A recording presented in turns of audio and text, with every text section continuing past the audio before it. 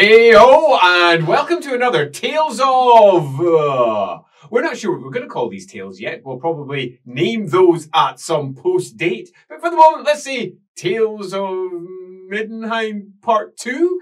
Our first part obviously dealt with what happened before our glorious heroes gave a good stab at stopping Dagmar von Wittgenstein. This is what happened afterwards, because they were surprisingly successful. So this is the post-success Tales of Middenheim, whatever that means. So the question is, who do we have post-success discussing today? We have Alamennowyth. So we're just going to jump straight in. Alamennowyth. Let's start in the Midden Palace, where Boris has gathered everyone later on in the morning. So basically, this is going to be starting at the end of episode 44. Okay.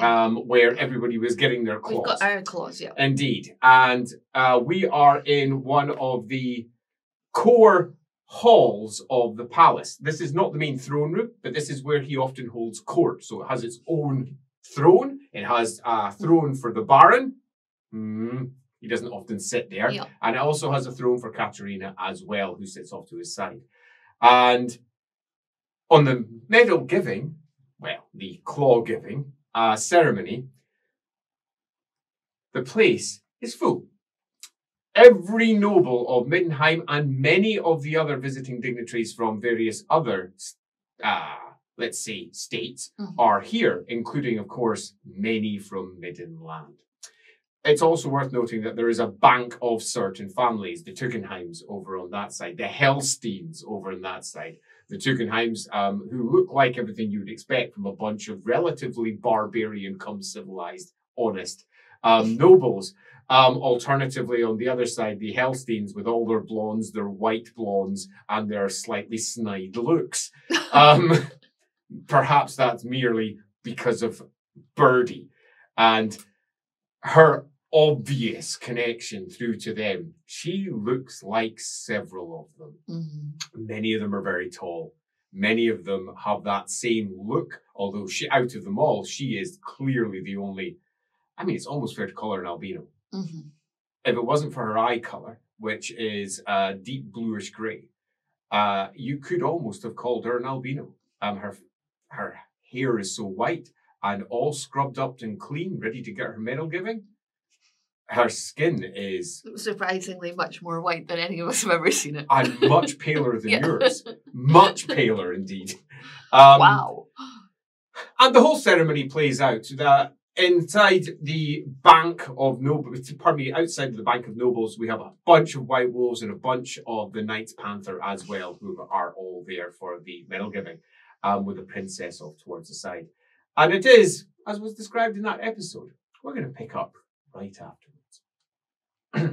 Katerina, not that you and she know each other very well, is very quick to congratulate you, take you aside, and have some small words.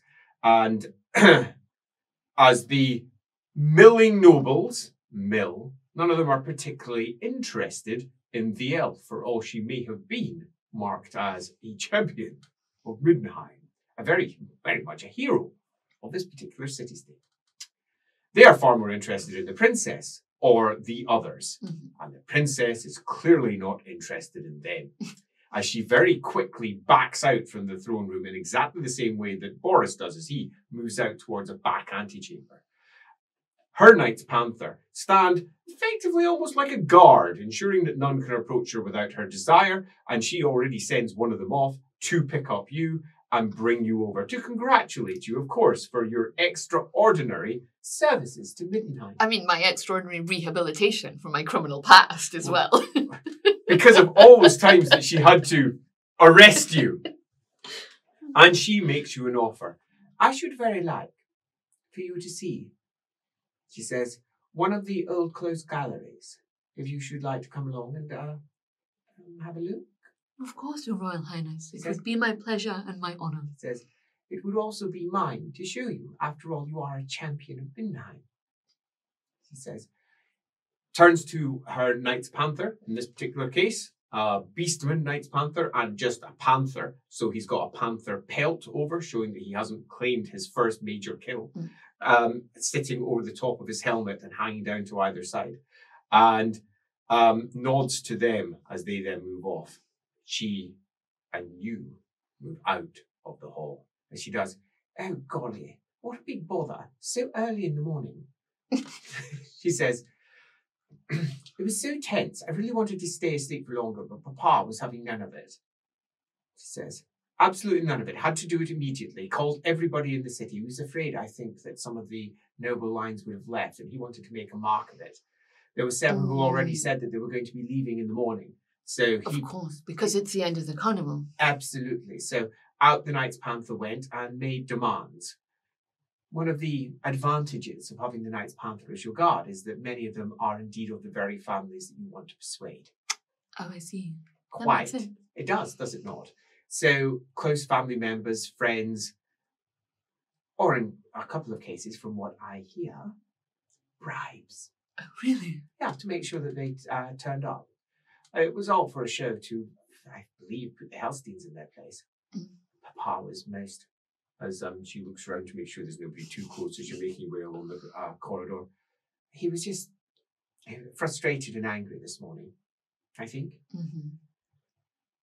I think there has been word that the Hellsteins are making some sort of move. He was very quiet about the whole affair, which suggests that they're trying to rally the Northern Lords again. Will it be the first time? At it constantly. Well, yeah. They are. Many of the Northern Lords have long sworn allegiance, if not necessarily fealty, to the Hellsteins. Pardon me, one must pronounce it the way they prefer, the Hellsteins. And I think it's coming to some sort of a head. Papa, though, hasn't been doing anything for the last almost year, has he? Well, you know, for the reasons we know, he hasn't been involved. But this morning he was livid. Actually angry. Angry there were so many in his city. Angry that they hadn't dropped by him. Angry that he himself hadn't immediately sent messengers that they should come to see him. Basically angry with everything. Angry, obviously, that there was an attempt on his life. Angry that he had to sit and do nothing for a whole day. I should not like to be the first person to meet him later. Let's hope it's not us. No, let's hope it's not. Says, as your footsteps echo as you make your way along a long corridor gallery-way, passing by various portraits as you go. These portraits are not of Todbringers. They're of various other, as your eyes glance along them. Unlike the human that you're with, you can read every single one of the little notes that sits in front, right down the full length of almost 100 pages. It had sharp eyes. Indeed, you're an elf. And looking at the last and looking down them, these are all interesting. The palace recognizes its chamberlains, its primary administrators. These are portraits of, there's about 30 chamberlains here, going right back, and some of them are pretty crude. One near the end is especially crude. They clearly didn't understand the depth concept. The table is very flat with legs that look flat, and you think it's meant to be a plat. You're at an angle, perhaps. If you see it from the front, it will look better. Some of these are very old. Yeah, she says, Papa changed this entire corridor. These used to be kept in the Kralaplatz. The Kralaplatz was often used to celebrate those who had supported the royal family of Middenheim. But Papa thought it was better to celebrate them here. Why? Grandfather would have hated this. He considered that the palace should be a place for royalty and for visiting a dignitary, and that is it. Well, Papa was far more, no, he would celebrate the people. Many of these people here aren't even noble. Some of the chamberlains should have been, but you know what people are like. They find someone they like, and the Graf can just take anyone that he wants because he's the Graf. And several of these are not even noble. All of them got commission paintings right at the very end. It's a terrible painting. You're right. I see what you're saying. No, but it's got character. He says said it was old. His name was Johannes. Mm-hmm. They don't have his last name because he didn't have one. Oh, really? He's just known as Chamberlain Johannes. He was from 1421, I think. 1421. Yes, it was about 1,000 years ago. The painting is still glorious, been very well preserved. Mm. You'll see when we go past it. And Which is your favourite? Oh, we're past it. Says, let's go back. As the Knight's Panther, come. And she says, we're turning around, for goodness sake. Just because you're wearing a helmet doesn't mean you can't see. Slight underneath the breath from one of them grumble of, you think, he says? No, you're pretty sure he says, you try wearing a helmet. But he says it inside his helmet. There's no way that's coming out as he just moves to the side, bows slightly as she turns round, grabs your hand and skips forward. 1, 2, 3, 4, 5, 6. This one here.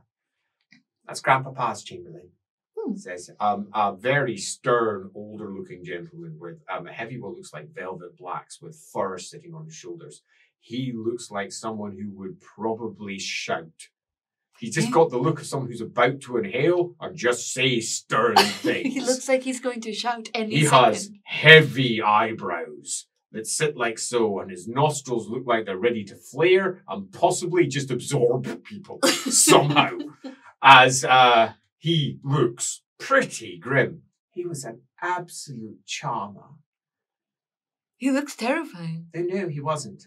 He's dead now. He died 5 years ago. And this painting was commissioned after he'd finished working in the palace. But he was a constant sight when I was growing up, obviously, here. And he would bring me cakes. There's torts in particular from Drakvald. He was a Drakvalder. And he looks like a Drakvalder, doesn't he? Yeah, he does. That's what they look like, with the darker hair and the sort of fierce look. Yeah, and I mean, you'll often find for the portrait work, I mean, his skin here looks very pale. In truth, his skin was quite a bit more tanned. He had that mid-Drakvald look, where it looked like he'd perhaps been baked under the sun for a few days. But he was lovely. Absolutely lovely. To everyone. Well, to me. Everyone else hated him, but I like going past him, so it reminds me of my childhood, because he looked like that, but his face would soften. And his children had grown up, they'd left home, and they were all down in Delberts, I believe, where, I don't know, he sort of took me under his wing when I was younger. Is Delberts, is it Drakvalder? Originally, yes. It was right on the border. Truth be told, it was the capital of Middenheim for quite some time. The old tribal lands, exactly where the Drakvalders or the Middenlanders were, is, well, the Thuringians or the Teutonians or whatever, is ill-defined. Their territory was constantly swooping one way or another, but Delberts was long the capital. Karabag has been the capital. Karabag was originally the capital of Drakvald. Do you know how the Duke of Delberts gets on with Karabag?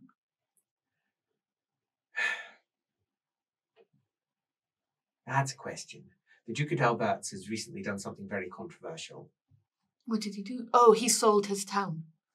And that's one way of putting it. He granted a charter to the town to administer to itself. And it's not a town, it's a city. I've stayed in his palace. Have you? I know him. Do you? Yes. He helped me out of a tight spot. You know Rykard? Yes, he's lovely. Oh, yeah, well, he's a sort of portly fellow, and he, if I'm being honest, I find his hairstyle choices to be somewhat southern.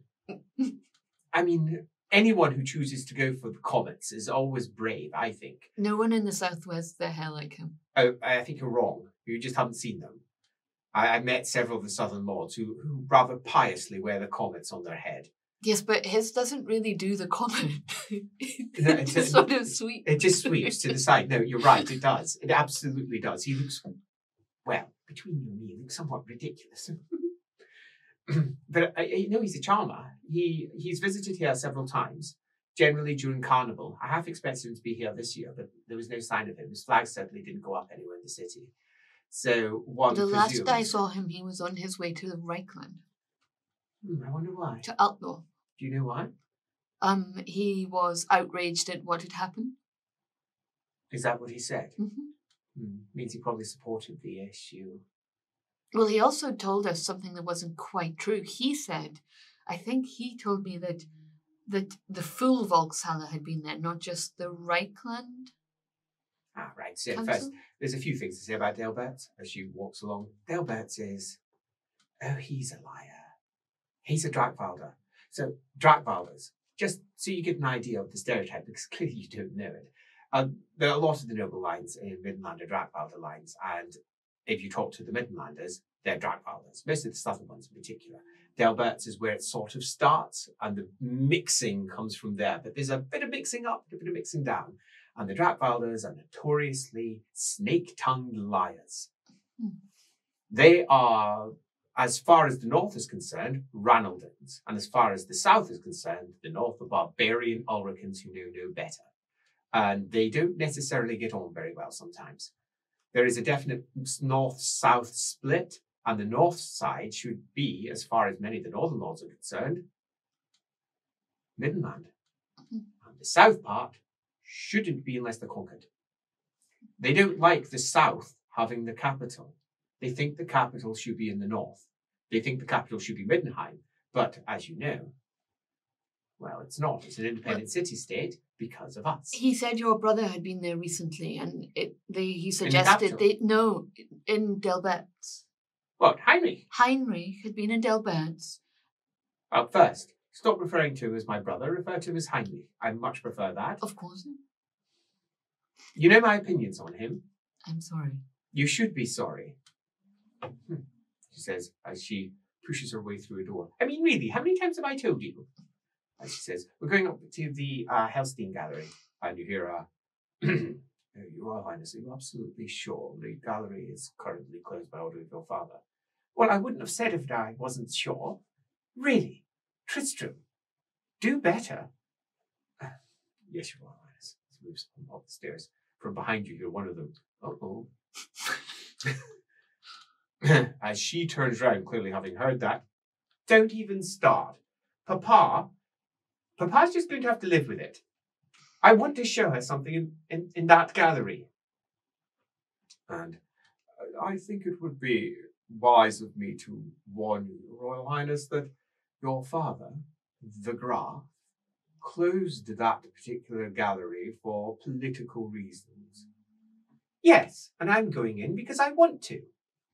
So as she goes upstairs, I've just had enough. Papa's been doing nothing for the last year, and there's absolutely no reason I can't go in here. Mother loved this gallery. She says, and I'm going to the gallery, whether he likes it or not. Oops. Awkward.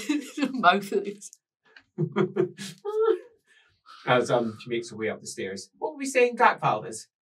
Heinrich. And the Tolbringers, they're a Drakvalder line. They don't like to admit it, but they are. Heinrich and Delbert, Say it like it's not my line. I got the impression they had been womanizing together. And he had got on quite well with him. That wouldn't surprise me. I mean, Heinrich is just going to get us all into trouble one day. He's like father with no discipline. Well, Delbert said that he believed, and now this might be a lie, but this is what he told us, obviously, that Heinrich had been round trying to get support from the Midland lords for your father.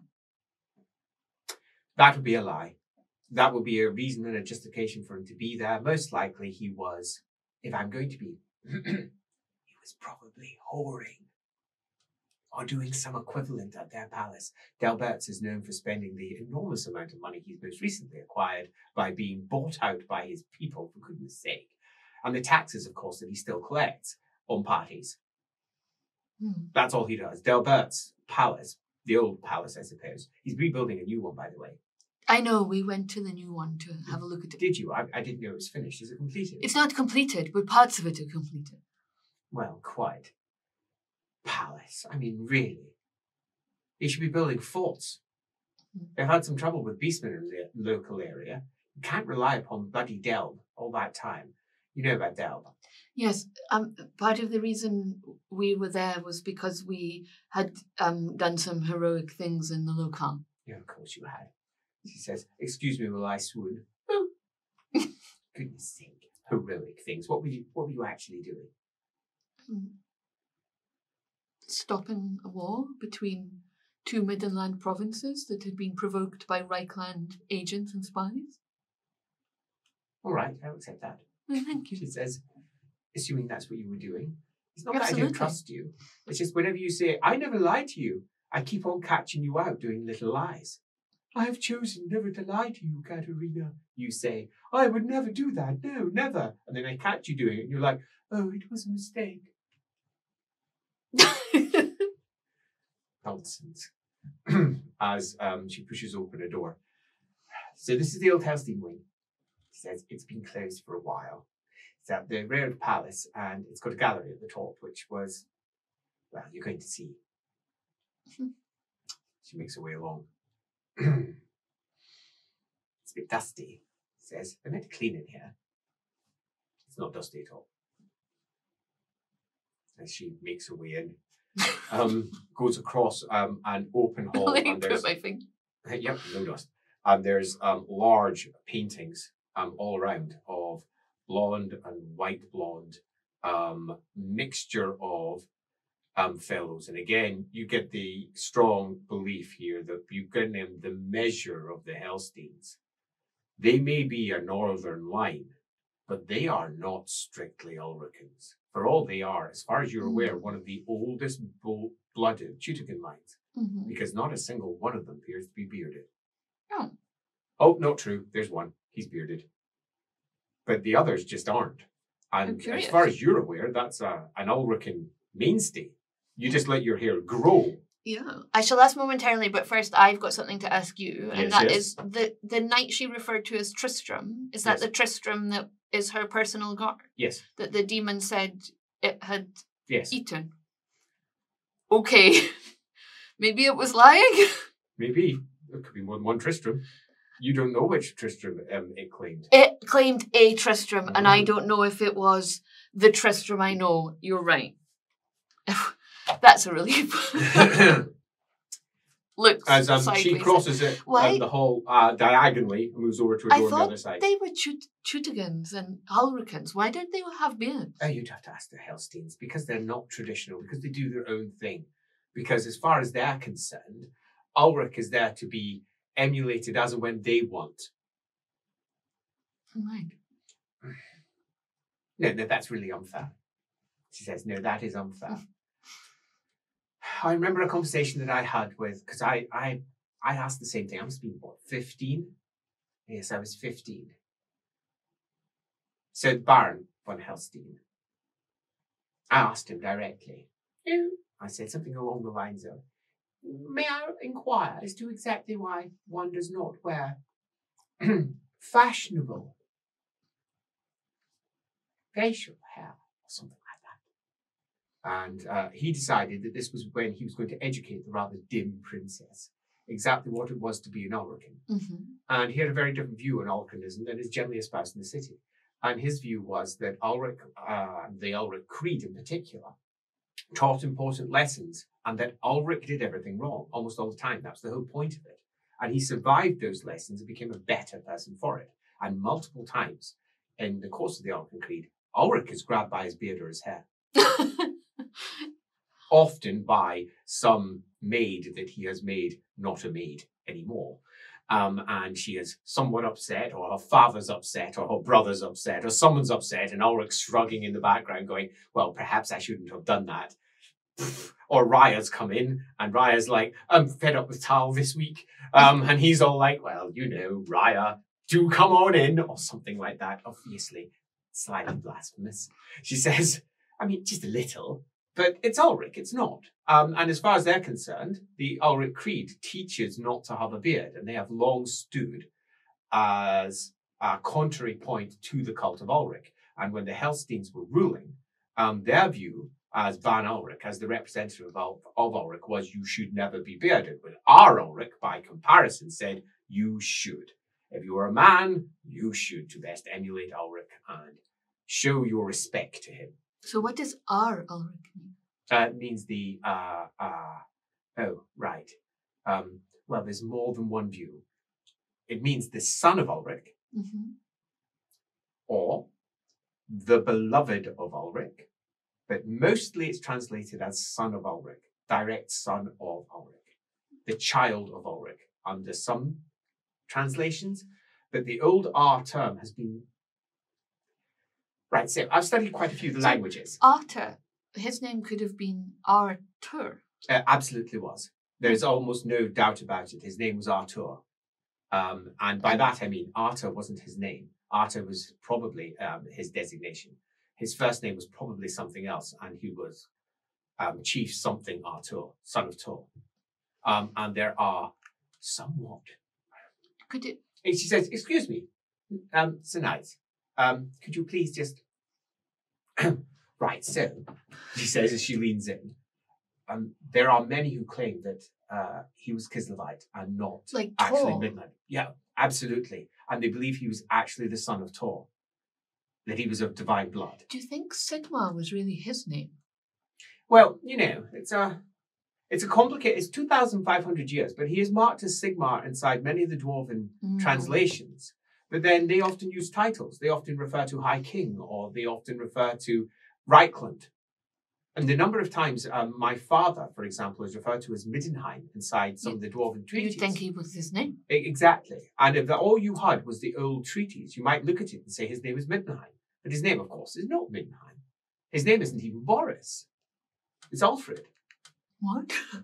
Is that his first name? That's his first name, yes. And he was called Alfred until he took the... Really? Yes, until he took the Are there still throne. people that call him? Boris is his regnal name. That's what people called him. So people who knew him before, who were his friends. In the same way that, yeah, absolutely. It wasn't until he took the throne, he took the regnal name Boris. That's... As his father before him. It is common for rulers, I understand that. Oh, so, for example, Heinrich's first name is Boris. What's your first name? Well, what do you think it is? Well, it's not Katerina. It might be. She says, a woman likes to keep a mystery. She goes, Tour, that's so interesting. Well, it is, isn't it? Yes. And when one looks at the linguistic sources of it all, one can't help but believe that the R section is also something that used to be, well, if you look at old, well, I can speak relatively fluent Old Teutogen. I can read it much better than I speak it. And a lot of it is supposition. They speak Old Teutogen in the temple, the High Temple in particular. Many of the old prayers are in Old Teutogen. But the pronunciation of it, who can be certain what the actual pronunciation is? And Ara means the beloved of in Old Teutogen. So R as son of, I mean, it could be derived from it, it might not be. But interestingly, if you go over to Edosi, which is just across the border, they actually have an R word. And they often use it as part of the names like Arthane, R whatever, R this, R that. And it means directly ruler of, rather than son of. So there's lots of similar constructions around the area. Officially, it means son of. But I'm just, Sigmar R is at the end of his name. That's interesting. It could be. And I think as anyone with an inquisitive mind will conclude, the truth of history is very difficult to divine, which is why it's useful speaking to first-hand sources. Elves who were there, but elves are, as you almost certainly will admit to, not exactly trustworthy. Also, why would you remember? Quite. It's a very, very long time ago. And what they believe is the case, and their understanding of humanity has always been poor at best. No, it does. The number of times I've heard an elf at court say something relatively arrogant along the lines of, last time they were here, it was all this and it was all that, and how humans are fleeting and how this and how that. And if that were the case, then why has Middenheim stood for the last 2,500 years, a good multiple of that particular elf's lifespan by a good 20 times? Just nonsense. She says, your earlier comment about me perhaps being somewhat judgmental is perhaps correct. She says, as she pushes through a door, here we go. This is the one I wanted to show you. She says, as her voice, bounces and echoes over a far wider chamber, and you hear it bounce out and over. This clearly goes over more than one floor at the back of the palace. It sounds big. And she goes, and this is the one I wanted you to see. Because, as far as my father is concerned, this is what all of you have saved. As she moves around the painting and giving you an opportunity to see our really tall painting. That must have taken a scaffold to paint it. Who knows how it came here in the first place? And who knows how it was even made? That canvas is huge. And it's of Middenheim. Taken from way back on top of one of the nearby hills. Looks down onto the main causeway that leads up to the front. You can see the arching causeway that attaches to the Middle Mountains. You can see the shady haze of the causeway that leads off towards Nordland side and Nordringen up towards the border over there and eventually over towards the LAWhammer forest. Fading off into the background with some birds providing some really handy scale, making it look both massive because of the distance involved and simultaneously small at the back of the main city itself. Some troops making their way towards the main road, and they are tiny, again providing all-important scale. And at the very top of this great cresting Fauschlag, up towards the layer upon layer of city, a city you now know well enough to say, that bit there's over the edge, that bit there goes up towards the, there it is, sitting almost in the very heart of the painting itself, the High Temple of Ulrich, which is not the highest point, interestingly. And as is the case, it's the palace sitting at the back. The palace, which looks quite different, because it doesn't have the current modern-day palace. Instead, it's got the great Kralapalats to one side and the old Wolfenpalats, which is quite a bit larger, and moves off towards the side. And much of the space that the current palace is in used to be taken by this older palace, apparently. That is no longer the case. There's now significant space between those, and the old Wolfenpalats, which no one apparently goes to, sits off towards the left-hand side. She goes, it's rather magnificent, isn't it? How old is it? This is, she says, well, let's look.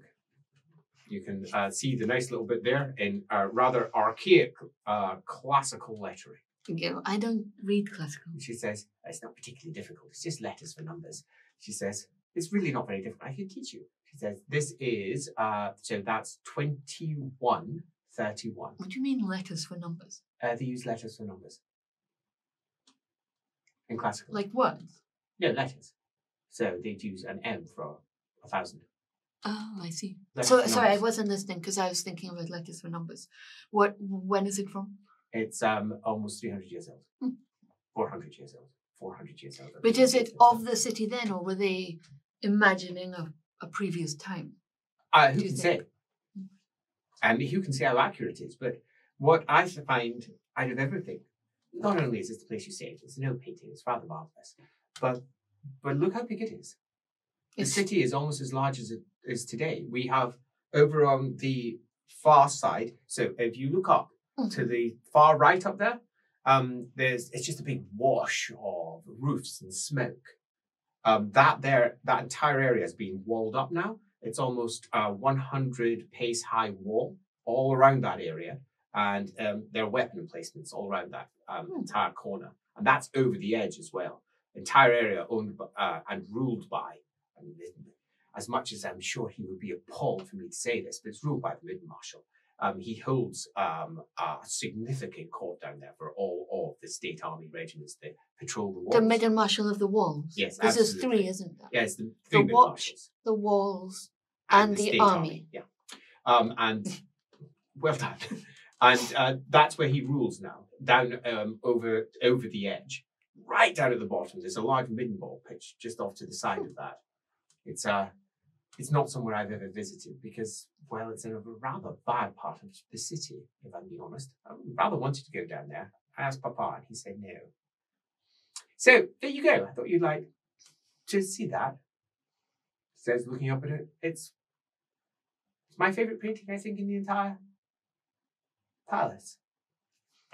Except maybe the one of Mama. But that's over in the Wolfenpalats, the old Wolfenpalats. I would like to see that one day. I don't think we'll ever get an opportunity to see that, she says. Papa does not want anyone in there. We should get some refreshments, she says. It's early morning, you must be absolutely... No, of course you're not. Yeah, of course you're not. We are superior. We don't need as much sleep. She says, no, it just means that you're a creep when you watch over me. You watch over me when we're sleeping. Says, waking up just to see you peering at me like you're some sort of eagle or a cat can sometimes be a touch disturbing. You should be thankful I don't hop up onto the top of the 4 posters. I think you would probably be yanked away by one of the Knights Panther who were hollered that somebody had creeped into the princess's bed. Right. Next on our itinerary. And she walks through, pushing through another door as the Knights Panther trail behind. And she goes on ahead. Nobody comes to this part of the palace. Nobody. I sometimes pass through here. Bruegel suggested, that's Chamberlain, that we open it up last year. And Papa, well, he was having absolutely none of it. Mm-hmm. Yes, he was not just disdainful of it, he cut off the conversation rather sharply, which I think was foolish. And I told him as much later in his study. I said, Papa, but he wasn't having any of it. Cut me off short, which he very rarely does. Sore point. I don't think that he likes that the Hellsteins are not exactly in a state of rebellion, but they're not exactly loyal. Mm-hmm. And he doesn't like this reminder of their long association with Middenheim, presumably. Quite. And significantly longer association than his own. To remove it would be a point. I mean, I even suggested that perhaps that he consider closing this wing entirely, taking everything that's in it out, repurposing it for something else. The main gallery would make a marvellous smaller ballroom. Some new paintings, or perhaps take some of them from the Krauerplatz and install them here for his new egalitarian view as to exactly how the palace should be presented. I think it would be marvellous, but no, he didn't want to show what he considered to be weakness. He's not intimidated by the Hellstein past. He accepts the Hellstein past. But just closes it up and never comes here. Yes, well, not that anyone else really is aware of that. Of course. They just know that the Hellstein wing is still the Hellstein wing, do they not? Of course, yes, that makes sense. Quite. You are aware that your father will learn of this. Hun? Papa? Oh, tell him myself. Nevertheless, he will be told. And she goes, damn knights know me too well. He says, What, you wouldn't have told him? I might not have, and that's what they were assuming. Which I think is rather rude, personally. It is, for an Ulrican. And you're led through the back corridors of one of the palace down some rather stark stone-faced corridor with smaller windows that look out. The back of the palace is clearly older than the part that you've just been in, and looks much more fortified in terms of its general appearance. The windows themselves all arc in for clearly firing shots from, like anyone would ever get up here. The top of the Middenpalats seems highly unlikely. It's like a town, a city within a city, really. This whole complex. She looks at you. It is. Very much so. I mean, the same can be said for the High Temple of Ulrich. It's effectively a city within a city. Up here, the Middenplatz, it's a city within a city. We have everything that we need up here. They don't, but they do have a source of water. We have several sources of water up here as well. There have been multiple wars here in Middenheim.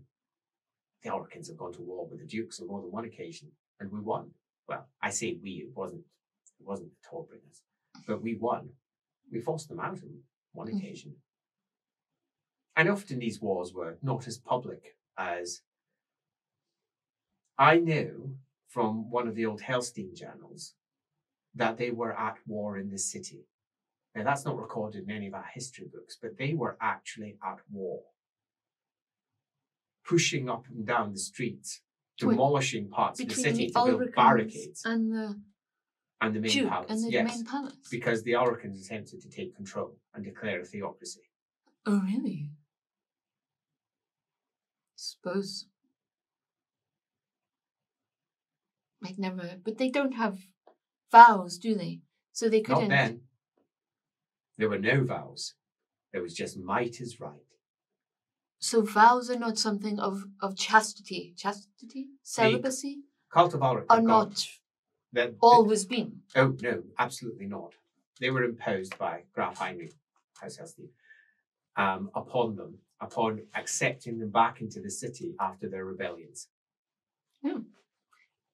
There you go. They weren't allowed near the flame again. They moved to Talabheim. Indeed, if you go down to Talabheim, to this day, the local watch called the Dog Faces, because they all bear the symbol of Ulrich upon them, because they were originally founded by the Ulrichans when they first arrived, or at least that's the story I heard. And the Ulrichans were responsible for controlling their watch back then. And then when the Ulrichans left, they left a high temple there, obviously, but that was maintained, and they're still called the Dog Faces to this day because of their Ulrican legacy. I didn't know. Did you know so much? Well, it's just important details of the empire. As I've told you, I had to advise Papa made sure that I learned everything so that I could better advise Papa. As going up here, and you hear from behind one of the knights says, "Ah, right. Are you sure, Your Royal Highness?" "Yes, of course I'm sure. I would. Is it going to be one of those days?" Says, "I'm sorry, Mom."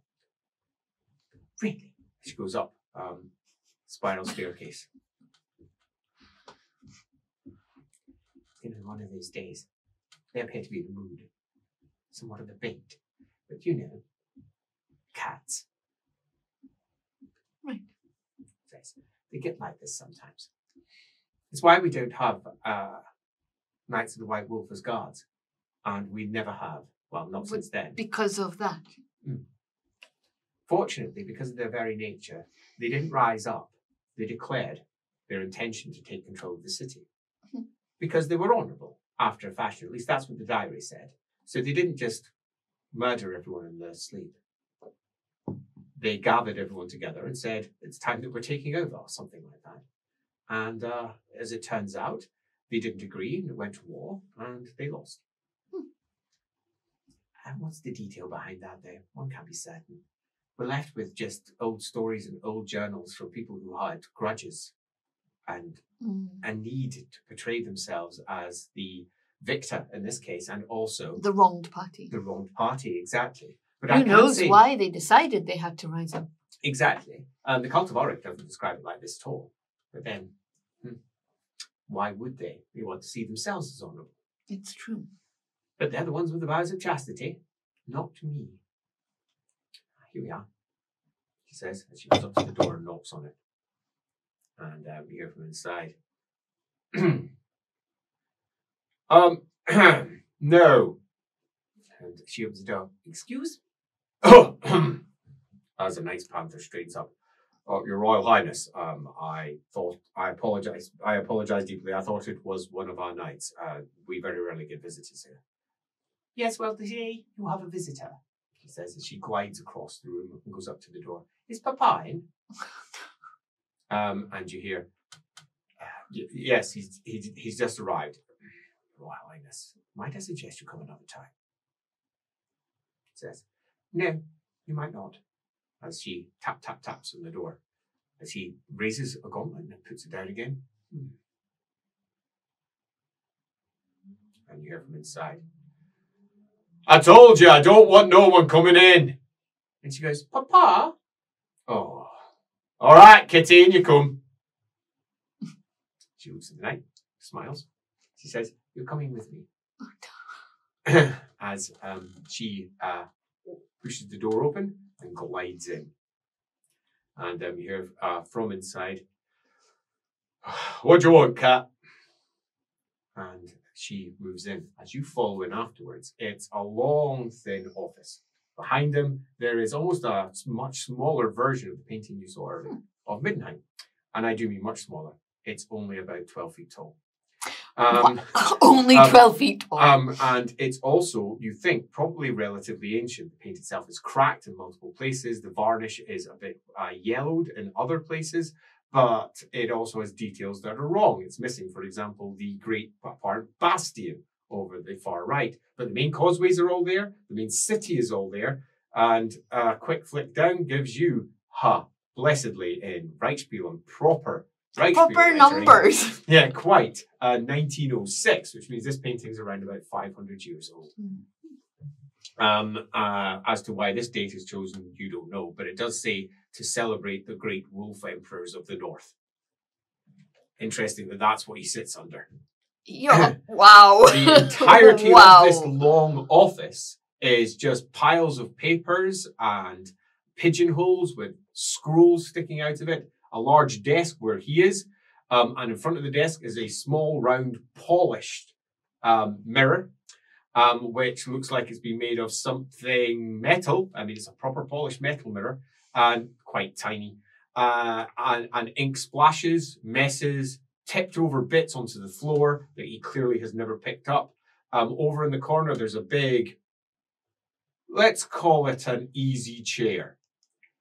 It's got multiple pelts and rugs that have been laid over it. And clearly he has sat here multiple times because it is Boris bomb-shaped. And he has been here. Across from that, there's a table that's piled up with various trays, several of which are at funny angles, many of which have not been ever cleaned away. It's obvious that he doesn't let his servants in here. He just doesn't. This is his place, and it's also obvious that his mind, if this is a reflection of what it's like on the inside, isn't tidy.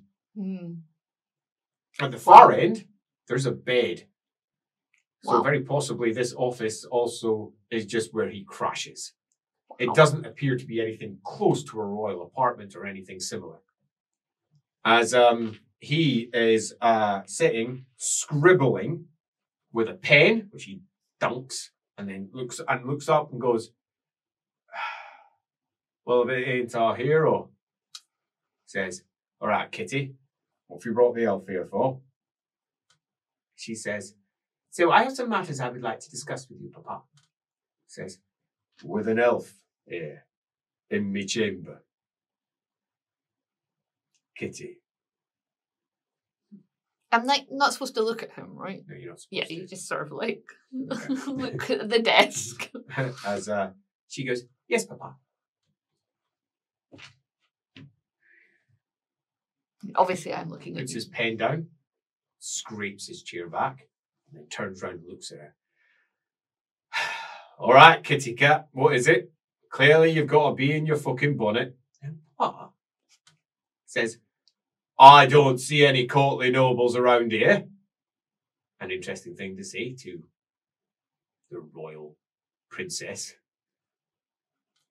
And obviously you're not courtly noble. And of course the Graf. She goes, right, well, Papa, I have something that I would like to say. Oh no! Oh no! As he looks at her, looks at you, looks at her. Oh, Kitty. She blushes slightly and goes, no, no. She says, what I would like to say, Papa, is that I've got a girlfriend and I'm taking her to my rooms and that's that and you can't change it. Right. How old are you, Kitty? I'm 20 years old. She says, what's that got to do with anything? Right. And he stands up and looks his daughter straight in the eye. Are they like the same height? Pretty much. He folds his arms and he says, what were I doing when I was 20? Well, according to the family record, it says, you were with the State Army. I was with the State Army, he says. Now, you're a lady. You might not understand what being part of the State Army means. But as an officer of the State Army, there's certain honourable things that one must do. And a lot of those involve proving that you're... Bloody hell. Proving that you're a man. He says, wow, fuck. This is not a conversation I ever thought that you and I would have in front of somebody else. Well, you could send her away. No! You were the one that brought her in, so you're going to have to suffer this in front of her. And Papa says, You're 20 years old, girl, he says. I'm going to have to marry you off to someone soon. You know that. Yes, Papa. So, you better get it fucking in fast, hadn't you? He says, I did before I were married. You were married at 20. I did after I were married too. He said, that's part of being a state soldier. You have a certain reputation to uphold. Well, that's exactly what I thought you were going to say, that I had a reputation I have to uphold. She says, I'm sorry, I'm frightfully confused, but Papa, I'm frightfully confused. For goodness sake, are you an Oracle or a fucking Sigmarite? I'd like to say that I'm a princess of Mor, and she says a lady of Middenheim. Oh, we're getting formal, are we? He says, well, if you're the princess of fucking Mor, you can do whatever you want. Can't you? What did you bloody expect me to do? Shoot her? Well, obviously not, Father. Well, axe to her head then. I did contemplate it, which is why I thought I'd try to head off that particular outcome before it became something. Well, it's not like you're going to bloody fall pregnant, but even if you were, this bloody tea. He says, for fuck's sake, go find yourself a few fellas. Learn what it is to be a woman. You certainly need to do that before you get married. Papa. She says, Papa. Says, what? We all fucking do it. It's just, Papa, it's just... Oh, right, you're going to get shy now and you came here to say you were fucking some elf? It's not some elf, she's the champion of Middenheim. She says, look, she's wearing it right now. Oh my God, oh no, that's a low point, Katerina. Low point. As he smiles, says, is she now? It's almost like I didn't put it there myself. You think I didn't know you're off hobnobbing with some elf?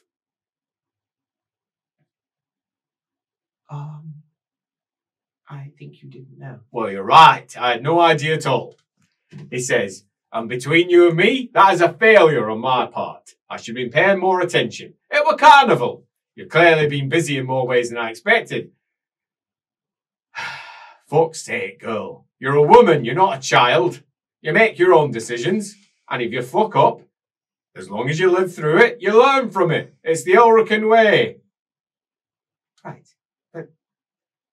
But you know, I just assumed that everyone would want me to be, I mean, like Mama said. Oh, you're not going to go on about that virginal stuff, are you? That was your mother. Fucking Nordlanders. Everything's got to be clean. And the bloody Reichlanders, they're no better.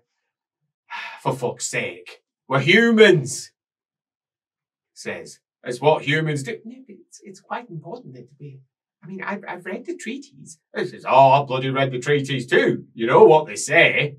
They've got absolutely no bearing or relationship with reality. For fuck's sake. What have I told you about history? Right, fair enough. It's just all stories. And you have to pick it apart. And you think the treaties are any different? But Papa, people were taken to the cult of Sigma to be checked. Says, do you realise what that check means? To be fuck all. My wife, my first wife, she were checked. She were bloody only 14 at the time. Trust me, she were a virgin. She failed, but they said she passed. What do you mean, she failed? They've got no way to accurately do it unless they bring in some priestess, and we all know they can be bribed. There's no way. Nobody knows this one. That's just no. Look, it's horse shit. This is Your mother should have had this conversation with you when you were 10. My mother never said anything like this when I was 10. What was my mom meant to say to me? Why didn't you tell me? Says, well, your mother was very prissy about these sorts of things. Says, well, it were difficult, wasn't it? She were dead. And I didn't know she hadn't said it. I thought she had. So when did you find out? Well, right now. You thought that... What did you think I'd been doing? Well, I don't know. I just assumed you were a woman. You were off doing your own things. You had all those girls you were hanging around with. I figured you might be, Well, no, but... maybe, but no. She says, no, they were my ladies in waiting. They weren't. Oh. That changes my opinion of a few things. He says, he sits back down at his desk. I just figured that's why you chose them. No, I was trying to choose people who were appropriate, that would best support me in my position as the princess. I'm so very confused, Father. I'm so confused. She looks at him. Oh, you fucking cock, He says, and he smiles. What is it? That's not supposed to happen at all, is it? He says, no, I just don't give a fuck about any of this shit. He says, never fucking did. Your grandfather, he thought it were all very important, but your grandmother, you never met her. He says, she sat me down when I was 12.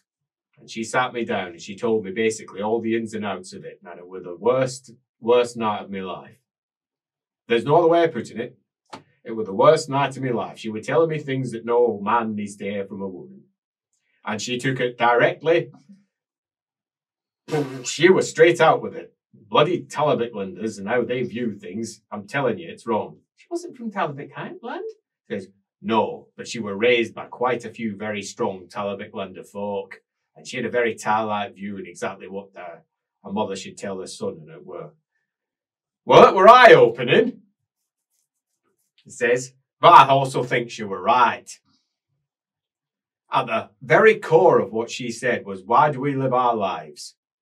By the rules that have been passed down by Sigma. Because that's what lies at the very heart of courtly politics. We are wolfing. We are the old line of the wolf. He says, you almost got me saying it. I didn't get you saying anything. Did you almost say wolf, Empress? No. What have you been thinking about? You're not actually. Well, he says, I've been reading some old letters is all. Looking at some old maps. He says, Papa, I've been looking at some old maps. You're not getting your old fancies again. He says, they tried to kill me, Cat. They tried to kill me. And whilst I don't have proof yet, there is no point me sitting here on me laurels. And I've got laurels, Cat. He says, given to me by fucking Karl Franz's fucking self. I'm a hero of the Emperor. He says, a hero of the Empire as an whole. For me services. But you said yourself that was given so that you wouldn't invade. Well, he says, that might be true. That might not be true. I wouldn't like to confirm or deny such a thing. Well, you confirmed it to me when you were drunk. He says, were I drunk?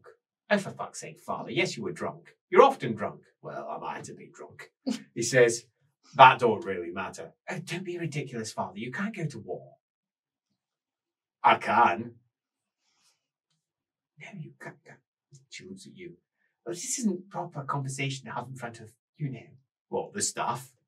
No, for fuck's sake. I just thought you'd like to keep things private. He says, you're the one that brought her in. And he grins at her. What do you think? Oh, shit. Oh, no. As he then grins. Oh, this will be good. As Katerina looks at you, turns round, and before you can say anything, or she can, he says, shut it, Cat. Nothing from you. I want to hear from her. He grins. I think it's a delicate balance that you have to navigate. You are an Ulrican and you are Graf. So to let such an attempt pass makes you not only look like you can't defend yourself, it makes it look like you cannot defend your lands that you gathered through conquest. So you have to answer somehow. How you answer is the skill of it. Fuck me, we should be getting more advice from her, eh? No, Papa, that advice is potentially ill-advised, given the current circumstances. She says, she's bloody right though, isn't she? Yes, she's right. And yes, we've talked about it. And yes, that's obviously the right advice, but it's not the advice you need to hear. You need to hear temperance, because your natural inclination is intemperance. You call me intemperate? Yes, I'm calling you intemperate. He says, are you listening to yourself? What do you mean, am I listening?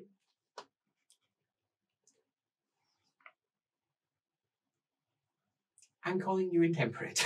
Says, are you? Are you now? Says, looks like your elf's trying not to laugh. He says, he looks at his desk. He pulls out. I think she knows you've got a bit of a temper there, love. I'd watch her. She's got quite the temper. And I do mean quite the temper. Between you and me, not that she's listening in or anything, she's quite the bully. Father! She says, you're quite the bully. You take that back. She says, who's the Graf?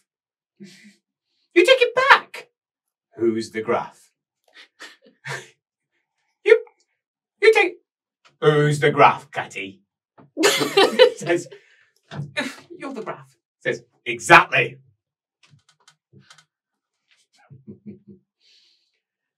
She doesn't stand up for herself very much outside of this room. So she tends to take it out of me. Don't you, love?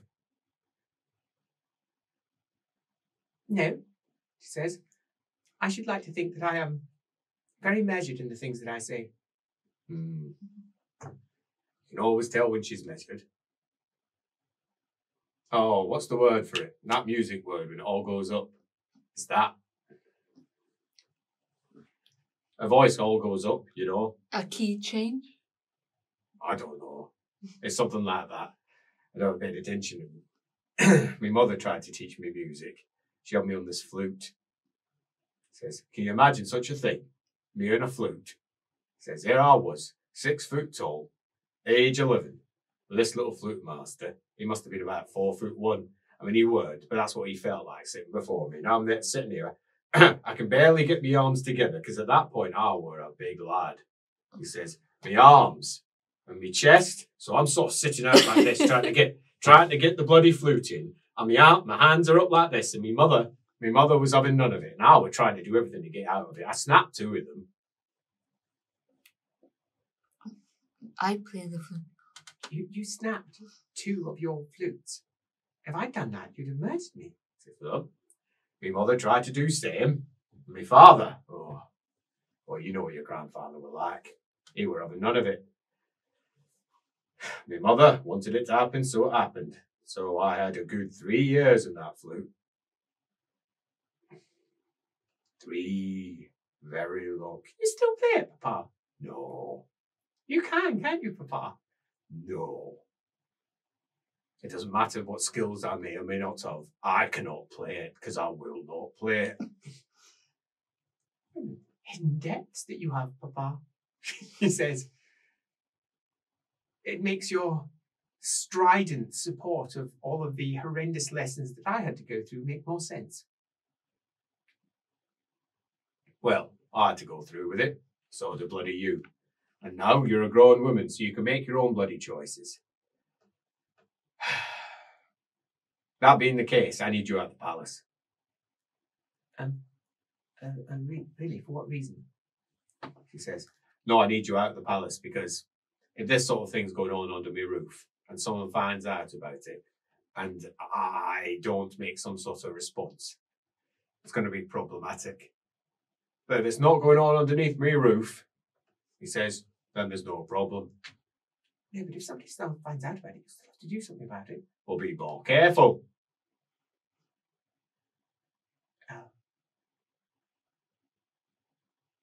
So you're saying that I'm going to get punished? You might. But if it doesn't happen under your roof, then you're more likely not to see. But you already... Sometimes, Father, I think your logic is deeply illogical.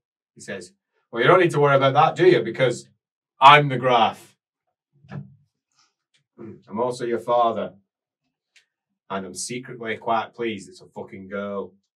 I don't know why. It don't make any sense. I've been thinking about this since you were about 6. Pardon, Father? Since you were about 6, pretty little thing.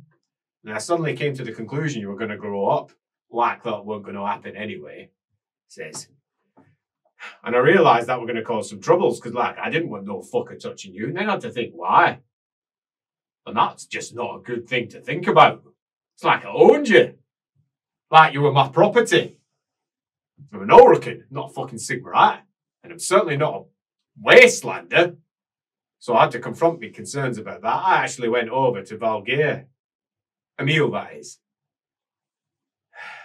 I had a good little talk about it. What am I going to do about having a bloody daughter? How do you even handle having a daughter? You've got to realise your brothers were grown by this point. You were a tiny little thing. They were grown men, going out being boisterous men, and they were fucking around like no one's business. Stefan. Well, we sent a few girls to his room. He says, it wasn't exactly him for it, but we weren't private about it, is what I'm saying. He was certainly showing his inclinations. And then I suddenly realised he might do the same. I had to make a decision, and I didn't know what decision to make, girl. I don't know I need to hear any of this. He says, well, you brought it up. Alamennowyth just like a cat, laughing it up. And she goes, oh, yeah. As she looks at you, her face is bright red, her cheeks pink, radiating heat. Looks back at him. So? Says, so I had to come up with, what did it all mean? Were I your owner? I mean, I were, according to some laws. I mean, I'm the bloody Graf. I mean, I weren't then. Well, 6. No, I weren't then. I weren't Graf then. But I was gonna be. Did I own you? That felt very silly. And what had I done? And it began to feel really silly. And I realised I had to look at myself and my own attitudes as to exactly where and what I thought about, people. And it didn't seem right, so I spoke to Emil. And he sat me down. And he pretty much slapped me around. Grandmaster there. He said, it weren't Grandmaster then. He says, it was just my friend from when we've been conquested up north. He says, and he sat me down and he gave me a proper dressing down. Well, we were drunk. And there was a lot of shouting. He says, because I was finding it very difficult not to think of you like a little girl. So what was the conclusion? Well, I should treat you like you were my son. Oh. So, you want to sow your oil oats, go for it. But if you get pregnant, I will fucking land on you like a fucking palace. Right, Father. He says, so you just don't do that. I'm quite glad it's a fucking elf. I mean, then it'll never happen. And also, I don't want to know anything about anything you're up to. Creeps me out. He says, you're just a little fucking girl. 20 years old, Father. I know! He says, right, I'll be drinking most of the morning. He says, he pulls a bottle out, swigs it. I'm going to continue drinking. They fucking tried to kill me, cat. And I have fancies. Of course, Father. And she curtsies. And looks at you.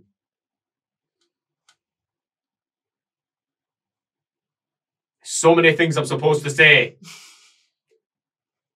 But I'm not going to say them because it's wrong. You understand that, Kitty? I think so, Papa. She says, am I supposed to say thank you? If you ever get the chance, you thank Emil. You should thank Emil as well. Of course, you're great. Because there's the thing that's right and there's the thing that goes on in your head, kitty cat. Which is why you're getting out of my palace. What do you mean I'm getting out of your palace? You're going over to, well, you're going to the Wolfenplatz. It's cursed! She says. Well, you're taking over. Because I don't want it. I've never wanted the bloody place. After your mother left it, I've got no time for it at all. But, so you want me to move into Wolfenplatz? Aye. Used to be the art of Middenheim. Used to be the art of Middenland. Right. She says, so I'm banished. She says, oh, fuck off. Don't get out of here. But you banished me, Papa. From my home. She says, fuck off. Bloody daughters. Who needs them? He says, he looks over. Who needs them? You should check in on Stefan. He's ill. I know he's ill. Yes. Well, you should visit him more often. I visit him every week. More often! Poor lad. Says he misses his sister. Says, you make sure you remind her. Says, I thought you didn't want to have anything to do with whom I choose to be with. Says, fuck off. Glug. As she turns round. A smile spreads across her face. She opens the door. After you? Take that fucking smug smile off your face! He calls out. She looks annoyed as the knights on either side. She glides out. This way. You can hang back. She says to her cats. The Knight's Panther pulled back. That didn't go at all how I expected. So don't laugh. It's not funny. It's not funny. I mean, that's not the sort of thing you're meant to say with other people in the room anyway. I thought you'd find it much more difficult to say no, given that he'd just made you a champion. Make it very difficult for him. Then he would embarrass me by saying all those things. How is the one who's supposed to be embarrassing him? Don't look at me like that. You are a bully, though. Oh! You take it back. Take it back. Oh, you're absolutely hilarious. You're such a card. A wag. Such a brick in a difficult situation. It's not difficult. I can't believe you gave him good advice. He doesn't need good advice like that. He needs advice telling him to just stop. Yes, but then I would have just been lying. And he would have known. Yeah. Everyone lies to him. He knows it. They all realise how ridiculous it is to go to war under these circumstances. Middenheim doesn't have the funds for it, and it certainly doesn't have the troops. Yes, well, I didn't tell him to go to war. I didn't. I absolutely didn't. So what did you say? I said you can't let something like this go unanswered. And how will he interpret But that? the fact of answering is what you need to think about. I didn't tell him what to do. Right, so. Excuse me, Mr. Wolf. The wolf says, Ruff? I hear you're looking for some advice concerning food. Ruff, says the wolf. Now, I'm not saying that you should eat the steak. And there's a steak there, but there is also a very small piece of broccoli. Mr. Wolf, what would you like to do? Oh, but the hunger's the only thing I said. Of course you're hungry and you should eat something. I didn't say eat the steak. Your relationship with your father is different to my relationship with your father. When he asks me for advice, I'm not going to make up something that I don't know whether he will react badly or well to. Oh, no. She says, you're very sensible, yes, I admit. At the back, from one of the cats, you hear a voice go, like a married couple.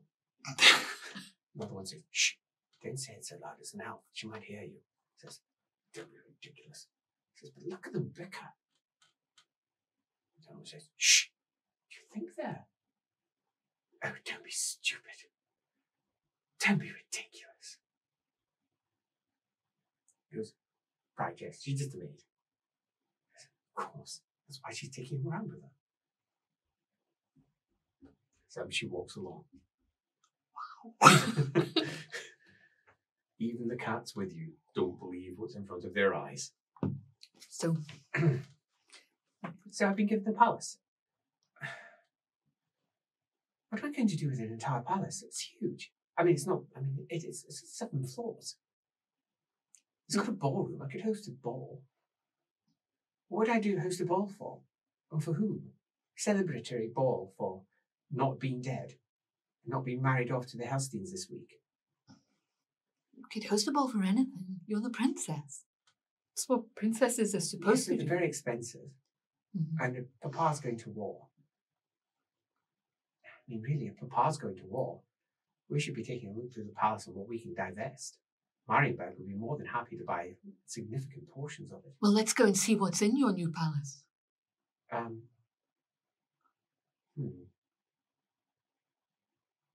not been there since Mama died. It was her palace. It's, Papa and Mama, in the later years, they bickered a lot. I mean, I imagine you might find that hard to believe, given Papa's docile nature. And I definitely don't take after my mother, but they definitely bickered a lot. And I often find myself moving between the palaces, but mostly here in Middenplatz, because that's where Papa wanted me. Mama didn't like that, but as you might have heard, he does like to claim rank. Frequently. And I presume he did the same with Mama. From what I've heard, at points they didn't talk for weeks. So this Emil Valgier, he's the current Grandmaster of the White Wolves. Is that what they call them? Grandmaster? Yes, the Grandmaster. And his relative is the Valgier who's the actual Arul? It's his father. They thought they had vows. No, they do. But he wasn't always a priest. He used to be the Grandmaster of the White Wolf, actually. He says. The whole point was to keep the dynasty down. That is what the Helsteins intended. But the Aurukans have found their own way around it. Especially those of noble birth, which the Valgiers are. They've effectively formed a dynasty. They've ruled the cult of Ulrich for quite some time. But it's between them and 3 other families, and all of them are at the very heart. They're all old Teutoburg blood. They all have their own opinions. The Helsteins, strong supporters of the White Wolves. They hate the Knights Panther. Is the Den Father one of the families? No. The Den Father is Leibniz's. Leibniz's are not strictly speaking noble. He's just one generation out. No, he's someone who has worked his way up through the cult through right. It's a cult that very much believes in the meritocracy. You cannot reach the top of the cult if you're not capable of not only taking it, but defending it. But presumably spending a number of years as a knight is quite useful to get They're trained from birth. From birth? From birth. The Valgiers are trained from birth at warfare. They fight, and they fight more. It's what they do. Wow. So where we are trained from birth to lead, they're trained from birth to lead in a different way. That's fascinating. Yes, Papa actually thinks that they're an advantage, not a disadvantage. The Helsteins consider them to be, well, the Helsteins clearly want to take both palace and temple. There are a significant number of Helsteins within the ranks of the White Wolves, particularly in Gold Company. What's Gold Company? Is that... Oh, no, let me guess. They guard the temple? No. They guard Ulrich. They do. I saw them in the temple, and we weren't sure what they did. Blue Company defends this city, and not strictly speaking the Flame, that's Silver Company. White Company is over in Kislev, Red Company down in Altdorf, Black Company down in Nuln. There's several companies all over. Black Company's tiny. I thought it was Grey Company in Nuln. No, it's Black Company. It's, the Grey Company is something else. He says. Right. I just saw their colouring when I lived there. Oh, you'll find that they often don't even wear their colours. Red Company are often preferred to wear. They don't even. There's a certain. Some of them lack their armours. They particularly love red because it represents the blood flow from the wounds that they will cause. So does the White Company that's in Kislev still owe allegiance to... Oh, yes. Absolutely. But Kislev's quite different. They don't have any priests at all in Kislev. They only have Templars. Right. So because the temples only have Templars protecting them. So that's Knights of the White Wolf. There's no priest at all. Oh. They don't believe they need talking wolves, as they put it. I had a conversation with that with Catherine when she visited. I say when she visited. I think she might actually still be here. I believe so. From what I've heard. You've got no reason to believe she is or isn't at this point. Absolutely none. Their banners aren't up. Oh, I thought they were up. She wasn't at the court. I thought their banners were no, still up at that point. No, I have no idea. No, neither have I. But haven't heard when they've left. There was obviously that horrific issue with her. Mm-hmm. But Papa said he was dealing with that. So, but the banners aren't up. She sighs. I've got a palace. Banished. Shut up. It reminds me of when I was 16, I was given Mole. He says, principality to the south. It wasn't a principality originally, but my great-grandfather made it a principality so that his daughter could be the princess. He just changed it. It used to be a barony, the barony of Mole. He just changed it. And he's the Graf who could stop it. So he made his daughter a princess. And I'm the princess in name only. The Baron, who is local to there, the Baron of Mole, he deals with it. I have the Principality of Mole, which is exactly the same territory with nothing more than having a single Baron swear to me. And he did. When I was 16, he came up and he swore to me directly, making me the Princess of Mole and him my subject. It was a very odd situation. When they called the banners of war in Middenheim, I'm supposed to respond as the Princess of Mole. He's the one who does it, obviously. But strictly speaking, he's my subject. I have spoken to him, I think, 4 times in the last 4 years. Once a year. Sent a few letters, polite. How's it going? Obviously, that's not what I say, but that's what it amounts to. And I get a very polite letter, which he has signed and has a seal in it, which I'm quite sure that he did not write, which tells me of the continuing success with the development of the barony as a whole. And of course, the state regiment that he is absolutely sworn to maintain is in very good order, well trained, well equipped. I have no idea if it's true or not. Maybe you should send an inspector. Why? So you know if it's true or not. But why? To what potential benefit could there be? Papa deals with it all. I'm not right. He's the Graf. Well, it would be embarrassing if you had to, answer with a state regiment that was no good. I'm a girl. Right. They'd be half surprised if a state regiment even turned up if it had me involved. Women can't think to matters of war. That's pretty much what they all think. No. Not according to what your father was saying today. He doesn't seem to think like that. I'm not sure he doesn't. I think he's just trying not to. There's a significant difference. You could hear his reluctance. It would have been a very different conversation if you'd brought in a Garhart. Oh God, imagine that. I wouldn't have put him in there. Tells you, yes, but... I mean, I wouldn't have. Well, exactly. That tells you everything. I think he would have liked to respond differently to how he would actually respond. He might have killed him. He tried not to, but he might have done so. Did he tell me about your temper because he has one exactly the same? Papa's temper it can be her. When he gets focused on something, nothing will turn him. And he's often driven by anger.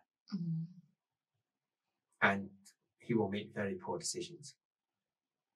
That is what I believe was the source of many of the conflicts that he had with Mama, because Mama was gently counselling him just to settle down and accept he's getting older. And he just didn't want to. I can't say that I'm particularly pleased to hear he's been looking at maps. It does suggest that he's thinking of tackling the Hellsteins again. There's been rumblings about it for some time. The Hellsteins have certainly been making manoeuvres in us. As to what they are, I don't know. I can't say for certain. I know the bigger picture. I just don't know the details. Papa, I don't think knows the details either, but he holds all of the influence, so I'm sure he could reach out and find him if he wanted to. So what will we do next? I don't know. I think I might have to organize a palace. She says, that's not something I ever expected to have to do. I expected to be shipped off somewhere and to try and figure out the laws of a completely different land. I honestly thought I was most likely to find myself down in Reichland, looking at the politics and how they were, marriage of North and South to try and calm down all of the issues. Probably as a treaty with Karabag. Karabag would be very likely also. Very likely. A very large dowry in return for some of the Northern Lords swearing to the North. Middenheim's getting almost a begrudging level of respect as its territory goes out as far as the Lords would prefer. The Northern Lords don't want to be attached to Karabag. It's an issue that's been bubbling under for decades. Most of them joined the war into Nordland against the wishes of the Wildhoffens. Yeah. Oh, that's interesting in and of itself. Yeah, it is, isn't it? Given the Reiklander involvement in the Nordland War. Now that same Reiklander is supposedly besieging Karabag. Yes, well, Papa hired Trotsman orders. They were very, very good, largely because they had experience dealing with elves. Because I think he was half convinced that he might be able to invade the Laurelon. And he did. And he didn't lose. He just chose not to go any further, as he likes to put it. I think that if you think about the timing, right? So 30 years ago, just before that is when Alamennowyth made her, struck her deal with the Trots. When was he at war? When did he stop fighting the Laurelon? Stop fighting it? That war officially came to an end, 30 years ago? So 10 years before I was born. Officially. Before that, it was ongoing. Nordland had been taken. He was a hero. Papa didn't get any of the plaudits. It all went to Grandpapa. He was the one that took Nordland. His son was nothing more than an extension of his will, his arm. Yeah. When the Northern Lords all swore to Middenheim, it was obviously to my grandpapa that they swore to. Of course. And from what I hear, Papa didn't enjoy most of the process, and then was, if I'm to put it relatively bluntly, much as some of the cats have been prone to doing, she looks back over her shoulder and looks back, because they gossip. He was put to pasture. And there was border conflicts and running up to Brass Keep to deal with some issue that had spilled out from there, or moving into the Middle Mountains, or dealing with beastmen in the forest. And he was often at the front of Knights Panther patrols, but more out of boredom, because he wanted to be doing something. He apparently got the taste for conflict. And my last 6 years, I would say, much of my advice has been nothing more than, don't go to war, Papa. You'll probably lose, which he doesn't like to hear. And now he's got an excuse. Between you and me, I'm relatively terrified, because it means that I'm most likely to be married off to Reichlanders as part of a final deal. Karabakers wouldn't be too bad. They're the Wildhoffens, and also they're relatively close to us. It's what I would have expected before this, I think. But now it looks much more likely to be part of a Reichland deal to consolidate it. The gods alone know what that will turn out as. I can't even imagine Aldorf being besieged. So the timing does work out, though, 30 years. It so does. they chose not to go any further because Trott's Marauders didn't go any further. And stopped fighting Stopped against fighting. your sister. Against my sister Because you had made... a deal and she's my house. So She is. Unforeseen And whether consequences. he wished to or not, can't cross that deal. It was put in place by a very old oath. Yeah. So there might be some history there between Boris and the Duke. He'd have been very young back then. Yeah, well, he Very wouldn't have young. been in charge He necessarily, would he? Back then, his father had been, but then when you were down in Tame, his father died. Yeah. His brothers died. They were veterans of the war to the north. Trott then took control, as in Senekar Trott. An alliance was made between your house and his house, and the war in the north very quickly came to an end. That's clever. If only it had been your plan. Yeah, exactly. But no, it wasn't. But yeah, that's a good 2 and 2 that came together. And if you're sitting out there going, I don't think I quite understand the politics there or how it works, that's okay, because she's just figured it out also. Just go ask in Discord. I'm sure someone can answer it over there. It might even be me. So, you are then led down through the palace. And she leads over towards a large window and looks out towards a tall building, the old Wolfenplatz on the other side, which is actually a small complex with stables off to the side of it as well. She points at it and goes, I suppose that's mine. Which means my banners are going to be raised with that now. That's an odd thought, isn't it? It is odd, especially because Leopold had a vision about that palace. I spent all week trying to find it, remember? Yes, you were asking about it. Yes. But you had the wrong name for it. I did. Well, I mean, we can only assume it's that one. Maybe it's not. Maybe there's still a different palace out there. She says, to find. But I suppose that's mine. At least until Father decides it's not anymore. I've not been there since Mama left. I imagine it's in a bit of a state. I suppose it's something to explore. Let's explore it together. Before I go down. You didn't need to say that. It feels like every moment I think I've got an opportunity to have you. You're just going to go away. I didn't say that to Papa either because I knew he would say something. It's why I brought it up in the first place.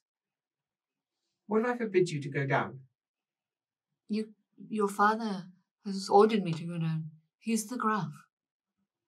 Mm-hmm. Yes. Well, I'm a bully apparently. I could go talk to Papa. What do you think about that? I think if I don't go, my friends will die. And they will go whether I go or not. Bother. You're a bother. You're a pretty little bother. I don't want you to go. You said when you were young you used to be a whore. How about I pay you? Well, not to go. No. I have to go. It's the right thing to do. Well, she says, I refuse to spend my last night with you traipsing around inside a silly palace. No, I shan't. She says, no, I absolutely refuse. There's better things that we can do in my proper chambers here in my palace. She says, let's go.